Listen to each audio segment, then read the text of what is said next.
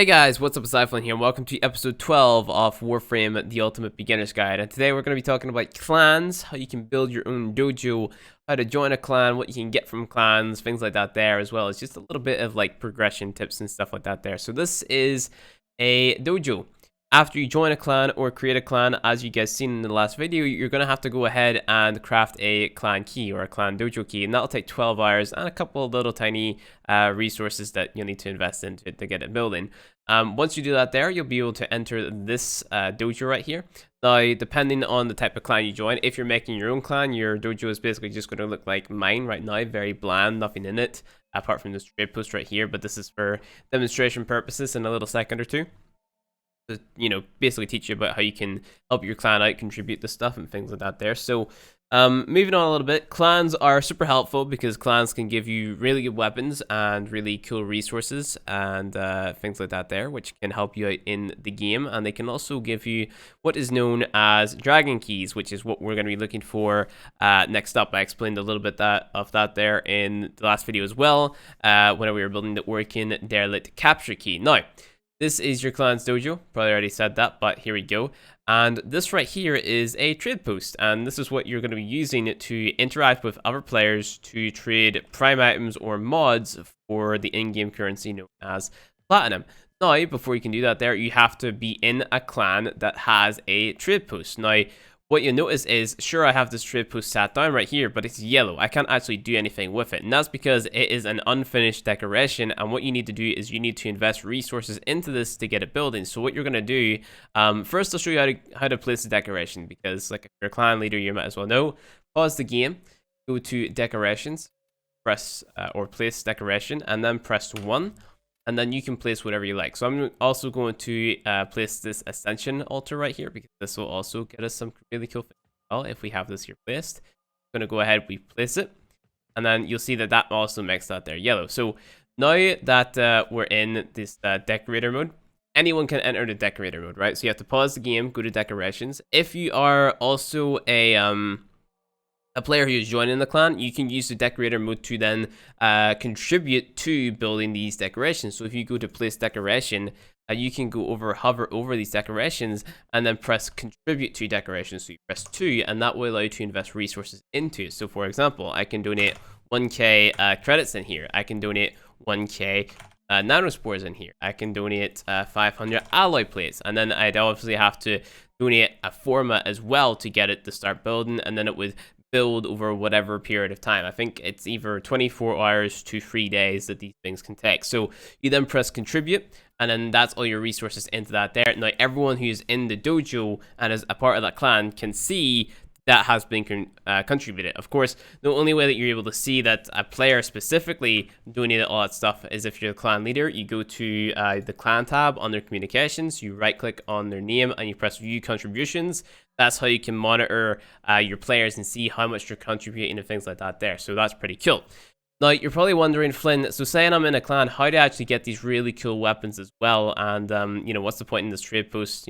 Like I said, it's just a trade with other players. It's a must-have. It's necessary. So build this here as soon as you get in to your clan's dojo. Just place it anywhere. Make sure you can reach it, and then, use that there to trade with other players. We'll need that there, and we'll be using that there in the upcoming episodes. And now you're probably wondering, how do we get the weapons? First off, before you can get the weapons, you're going to have to build what is known as an energy room so you can supply more energy to your clan's dojo. So when I come to either of the doors, so there's one here and there's one all the way at the back down here. And basically you can place a little energy room. So if you go in the top left hand corner, you type in energy or reactor. You pick the reactor, and you're going to have to build this here as well. This is also going to take a forma. All these rooms take forma to build. So you want to, contribute as much resources to this as possible. So build your reactor. Once you build your reactor, we'll go ahead and just finish this here up right here. Now it's taking very little resources because there's not a lot of people in the clan. The less people that are in your clan, the less resources it's going to cost to build things like this. So what I need to do is I need to go out and get more forma. So I have to craft more forma before I can continue building stuff in my clan. But let's just go ahead and go through the rooms a little bit and basically talk about what we're going to be doing. So next up, we're going to be building a cross connector, and in this cross connector we're going to be placing a few things on either side. So obviously I'm going to build another energy room as well, and what that will allow me to do is basically just give the clan dojo more energy, right? So I can build more rooms without having to worry about it. And also we're going to be building these clan grand halls, and this will increase the capacity of our dojo as well. So you can see our capacity right here. That's just basically how much capacity we have in the dojo. So every single room takes capacity. So this cross connector right here takes 10 capacity. And what we're going to need to be doing is crafting what is known as an oracle, right? So here we type in oracle. So the oracle is what is going to allow us to start research on clan weapons and stuff. So we need to have the oracle built. So in this next cross connector, we're going to be building another reactor. We're going to be building the oracle, and we're going to be building a clan great hall, right?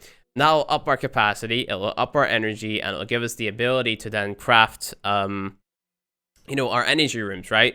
Or not our energy rooms, our they're called like clan research rooms, the labs. That's what they're called, the labs. It'll give us the ability to craft the labs, okay?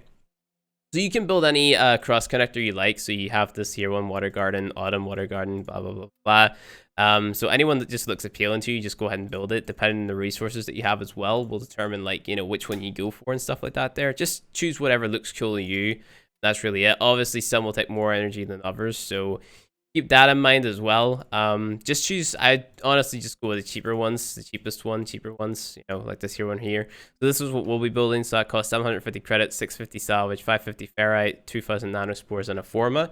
So we're gonna be building that there next into this room, because we haven't got enough energy available, and that's why we have to wait for our reactor to build. So what I'm gonna do is I'm gonna go get the forma somehow. I'm gonna get as much forma as I possibly can, and we're gonna be using that forma to then start building our trade post. We're gonna start building our reactor.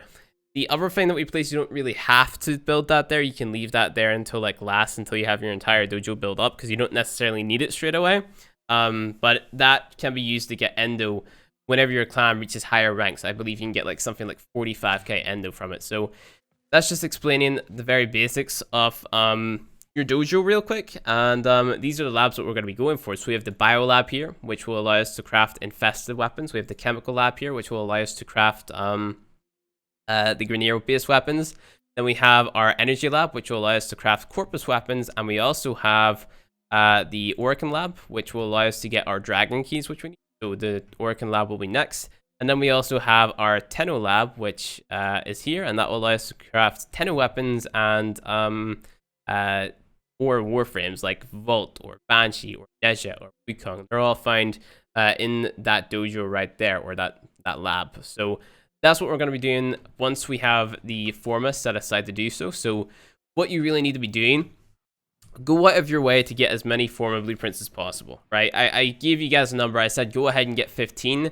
You might want to up that a little bit. Anytime that you have the opportunity to get forma, I'd say take it. Focus on having a massive stockpile of forma blueprints just behind you, because it's not a reusable blueprint. You need to get as many forma blueprints as possible, and just make sure that you always have them lying around, because you're always going to need forma. So get as much forma as possible, and then work on farming up all the resources for the forma, right? So you'll notice that you need some of the most annoying resources in the game to craft forma. So you need Morphix, you need Neurodes, you need Neural Sensors, Oricon Cells, and those are super hard to craft, or find at least. So, you really have to put your back into farming these things, and maybe try to go out of your way to find a frame like Necros or Hydroid, which will allow you to, basically get this stuff. What you should be focusing on, which I haven't really covered yet, but trading. Trading is going to be a big part, especially whenever it comes to getting resource boosters and things that will speed up your process and your progression in the game. And that's really what it's all about, because if you want to start your own clan, it's going to take a long ass time for you to get all that forma and stuff, because keep in mind, forma takes a day to craft, and then on top of that there, your labs, your rooms in the dojo, they take days to craft, and you have to do some necessary things. On top of that, you want to keep on progressing your character, so there's a lot to do, and there's a lot to keep in mind. Obviously, you can skip this entire dojo building part just by jumping in and basically just joining some other clan, which I will be opening the clan that I'm building in this series to you guys as well, so you guys can join it and get the stuff that's in it. But obviously I'm not going to do that there until the thing is fully built, so you guys don't have to waste any of your resources. Obviously some of you guys might want to join in and help, and that's cool. I might choose 9 of you guys to, you know, allow you in and help me out. But that sort of depends on who it is and if they're willing to like start an account or something, or know what they're doing or whatever. So yeah, there's a lot to do whenever it comes to your clan. But by now on the star chart you should be on Saturn, right? Now Saturn, kind of difficult, little tiny bit difficult. What you have to do: defeat Sargus Ruk. He's a pain in the ass boss. Just shoot him where his blue bits are glowing. I guess we could jump in as Excalibur and sort of take him on. I can show you how to do that there. Open free Mesa relics, you should be able to do that there. Craft any weapon requiring master rank 1 or higher, easy peasy, and craft a derelict key. So let's go ahead, jump in, play as Excalibur, and kill Mr. Sargus Ruk.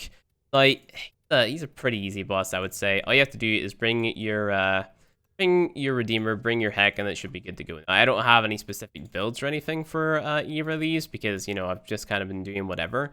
But here is the Redeemer build that I'm going to be running, and here is the Heck build that I'm going to be running. Now, there are probably some mods on here that I have that you don't have. For example, Point Blank. I don't know why I don't have like my main damage mod on. But yeah, there's a few mods on here man, I am really messing up my English. That I will have that you guys won't have, like I already said. So you're just gonna have to play spam missions, defense missions, etc., to be able to get Point Blank, Hell's Chamber, etc.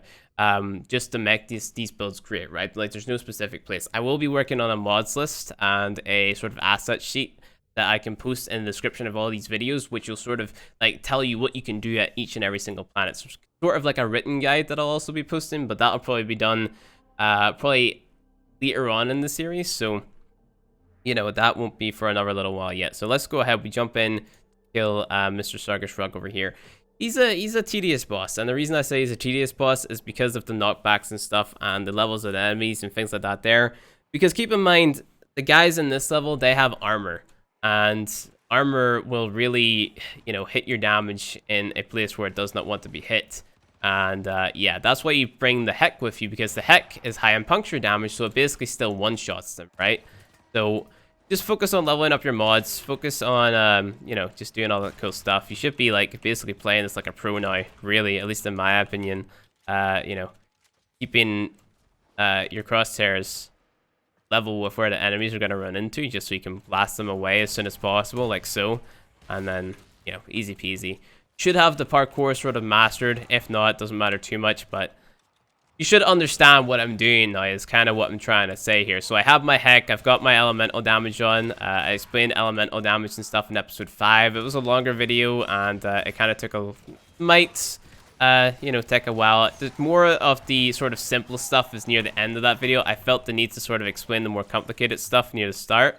They knocked my Heck out of my hand there. Okay, I'm just going to go ahead and pick that there up again, kill these guys.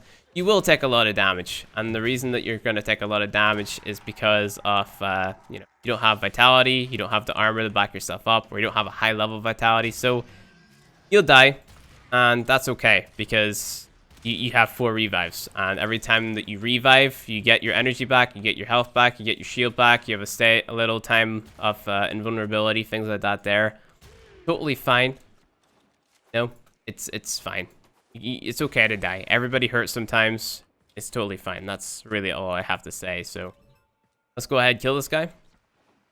Should be done relatively soon. See? Get him. Here we go. Respawns. So just skip the cinematic. No one really needs to watch him do his thing. So what we do is whenever he's using his abilities, you'll notice that his arm or his chest or his back will start to light blue. And what you do is you shoot him there, and that's really it. So you just have to wait for him. Like I said, he is going to kill you because he like shoots fire at you, but that's really all there is to it. So you just have to wait for him like that, then shoot him in his arm. You might only get like 1 or 2 hits on his arm, but that's just how it goes. And then, like I said, you are probably going to die, and if you die, it's totally fine. But it's hard to hit his arm. The arm, I would say, is probably the hardest bit of this boss fight because, you know, it's just in a really awkward position. So, just have to shoot it like 2 or 3 times, and then he like staggers back, and then he'll eventually like, his arm will get blown off. So make sure to use radio blind to make him walk away a little bit. It's one of those harder boss fights, which is it's just tedious, you know. This is where you farm Oracle cells as well, so like, it's super annoying, but just kind of something that you have to do, I guess. You could farm Oracle cells in other places, like farming Lich Krill, but they're both bosses that they take a long time to kill. It just depends on which one you find easier. Personally, I find Lich Krill a lot easier because it's just easier to kill. This one's just finicky and annoying to me, at least. So there's his arm again. Just shoot it. It blows off. And every time you blow off a part of him, every time you blow off a limb, he's going to do something different. Like, for example, that there. So make sure to just get as high as possible. And then you have to shoot him in the torso. Torso's the easier part. Just make sure to jump up in the air to avoid the big, like, fire thing that he does. Try to shoot mortars at you, I think. Unless he just doesn't shoot while I'm standing up here. Kill all the enemies around you, because I think they'll eventually end up closing the doors. So, they can't kill you anymore. They can't hurt you. Shoot his chest. And then we do that, like, 1 or 2 more times. And then, that'll be fine. Thing will be blown off him. Let's wait for him. There we go. Does the thing again. It's just an annoying boss fight. I don't know how much more I need to emphasize that it's super annoying.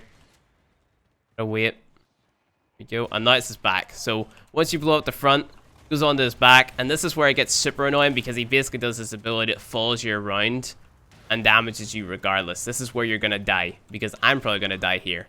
And the thing is, you can only shoot him while he's doing that, or like straight after he's done it, and he'll keep on turning around to hit you. It's super annoying. So here you go.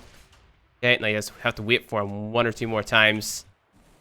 Come on, open your back, please. He just gets super annoyed at this part. Again, I don't know how many times we're gonna have to say that. But here we go. 1 more hit in his back, and he should be dead. Come on, Sargus Ruk, open up. There we go. And that's him. Like I said, you're gonna die. And that's totally fine. You're gonna keep on dying until, you know, you eventually rank up your Vitality mod. And like I said, it's totally okay because everybody dies in this, especially at the lower levels. So now what you have to do is you have to go and open the door by finding the console that's in here. I don't know why this doesn't show where the console is. It's gonna be annoying. Here it is over here. You just hack it. And then from this boss, you get Ember. So you farm Oracle cells, get Ember. That's really it. Ember is a great frame for just going through and murdering low-level mobs. You just throw a lot of power strength on her, decent little bit of range, and any mob that walks in the vicinity will just die. So Ember's 4 is basically like his final phase there. It just damages anything that comes near you and it follows them. It's called World on Fire. Very useful. But we won't be picking her up straight away. We're going to be focused on getting Frost and Nova. You could take Frost to that fight as well. Frost is a little bit more of a tankier frame than Excalibur is, but personally, I think if you can do it with Excalibur, there's no reason not to do it with Excalibur because it won't hinder your progression as much because, you know, it's easy. So every single frame in this game, you can get things done with. It's just some make it easier than others, I would say.